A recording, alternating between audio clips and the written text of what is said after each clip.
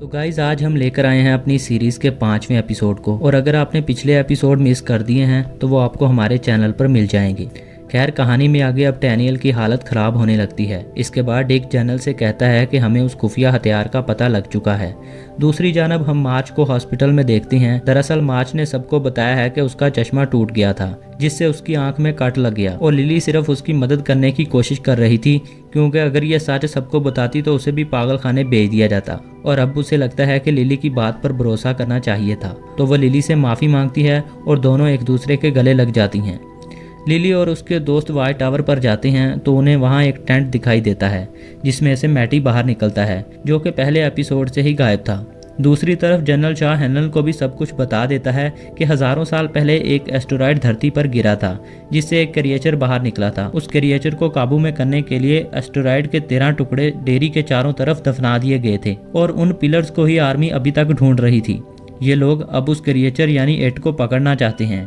ये बात सिर्फ डैनियल और नेटिव अमेरिकन को ही पता थी, लेकिन डिक ने उसके दिमाग में घुसकर ये बात पता कर ली। फिर वही घर की लोकेशन देखते हैं जिसमें एक कुआं है जो कि शहर के टनल सिस्टम से कनेक्टेड है, जिससे ये उन 13 पिलर तक जा सकते हैं। तो कल को हेनलन अपनी टीम के साथ जाकर उन पिलर्स को ढूंढेगा ताकि उसकी मदद से ये उस क्रिएचर को पकड़ सकें और फिर उस क्रिएचर को जंग जीतने के लिए इस्तेमाल कर सकें।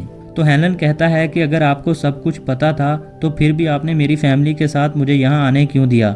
जनरल जवाब देता है कि हमने तो तुम्हें आर्मी बेस पर रहने का कहा था, लेकिन तुम्हें ही अपनी फैमिली के साथ टाउन में रहना था। इधर मैटी बताता है कि वो इतने दिनों तक डेरी शहर के नीचे था और एट यानी पेनीवाइज भी वहाँ पर रहता है और उसने वहाँ कुछ लोगों को जिंदा भी रखा है। शायद एट को उनका डर अच्छा लगता है। विल पूछता है कि तुम वहाँ से जिंदा कैसे भाग पाए। तो मैटी जवाब देता है कि पेनीवाइज रात को शिकार करता है और दिन को आराम करता है, बस यही मौका देखकर मैं वहां से भाग निकला। लिली पूछती है कि क्या तुमने टैडी, फिल और सूजी को देखा क्या। तो मैटी जवाब देता है कि टैडी को तो उस क्लाउन ने मेरे सामने ही खाया था और सूजी भी मर चुकी है, लेकिन फिल अब भी जिंदा है। ये सब पुलिस को बताने का कहते हैं, लेकिन मैटी मना कर देता है क्योंकि फिर से वो अपने जालिम डैड के पास जाना नहीं चाहता। उधर नेटिव अमेरिकन की मीटिंग चल रही थी जहां उनका लीडर जॉन कहता है कि 1908 और 1935 के दौरान एट ने ज्यादातर लोगों को मारा था, जबकि इस बार 25 लोग लापता हैं और सिर्फ 7 लोग ही मारे गए हैं, जिसमें से ज्यादातर बच्चे हैं। और जॉन की बातों से यह भी मालूम होता है कि पेनीवाइज ने डेयरी के पानी को भी खराब कर रखा है, जिसे पीते ही बड़े लोग दिमाग से पैदल हो जाते हैं और बच्चों की बातों पर ज्यादा ध्यान नहीं देते। लेकिन हर साइकिल के एंड होने से पहले एट कुछ बड़ा कारनामा जरूर करता है, जिसके बाद वो 27 साल के लिए सोने चला जाता है। उधर रोज को पता लगता है कि डैनियल को आर्मी वाले पकड़ के ले गए हैं और दूसरी जानब हैंक को भी शशांक वाली जेल में ट्रांसफर किया जा रहा था और टाउन के लोग उसे गाली दे रहे थे और चीफ पावर उससे कहता है कि शशांक जेल में तुम जिंदा रह लो, यही काफी है। यहाँ एक आदमी हैंक को गोली मारने की कोशिश करता है, लेकिन पुलिस वाले उसे पकड़ लेते हैं। ये दरअसल फिल और सूजी का डैड था। और हम देखते हैं कि चार्लेट भी यहीं पर थी, जो कि एक ऑफिसर को क्लाउन की तरह स्माइल करता देखती है।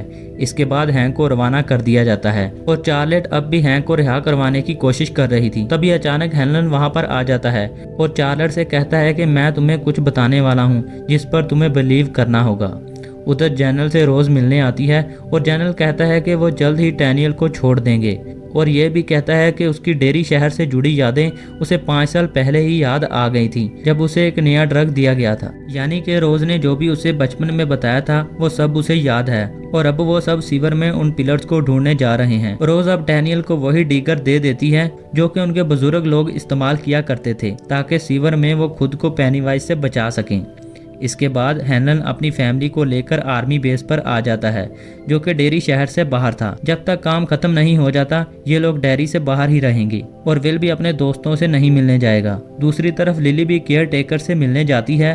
उसका नाम इंग्रिड कैरिश है और यह मिस्टर कैरिश की वाइफ है। उधर चार्लेट को पता चलता है कि जो बात शशांक की तरफ जा रही थी उसका एक्सीडेंट हो गया है, लेकिन हैंक वहां से भाग निकला है।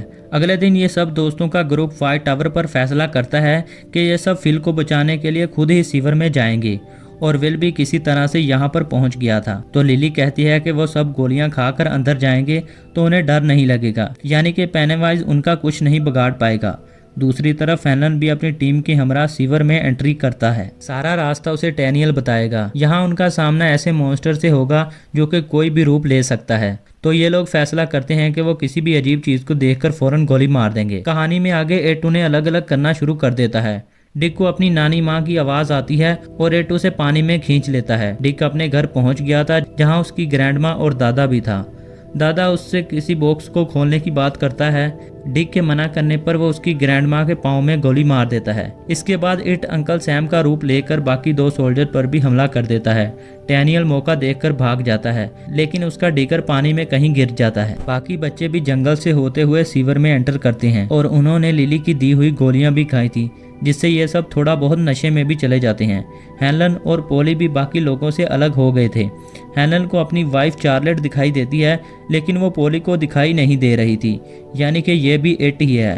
हेलन उसको गोली मार देता है, जिससे वो गायब हो जाता है। हेलन पोली से भी कह देता है कि अगर उसे कोई और दिखाई दे तो फौरन उसे गोली मार देना। उधर मैटी बाकी सबको सूजी और टैडी की लाशों को दिखाता है, बल्कि उन्हें वहाँ फिल और मैटी की लाश भी दिखाई देती है, यानी कि उनके साथ मैटी नहीं बल्कि एट ही घूम रहा था। एट अब पेनीवाइज का रूप ले लेता है, जिससे डरकर बच्चे भागने लगते हैं। वेल भागता हुआ हेलन के सामने आ जाता है तो हेलन उसे गोली मारने के लिए तैयार हो जाता है, लेकिन इस मर्तबा पोली को बाकी सब बच्चे भी दिखाई दे जाते हैं। पोली भागकर सामने आ जाता है, जिससे वो गोली उसे ही लग जाती है। हेलन को अपनी गलती का एहसास होता है, लेकिन पोली मारा जाता है। फिर हेलन उसकी बॉडी और बच्चों को लेकर वहां से बाहर निकल जाता है।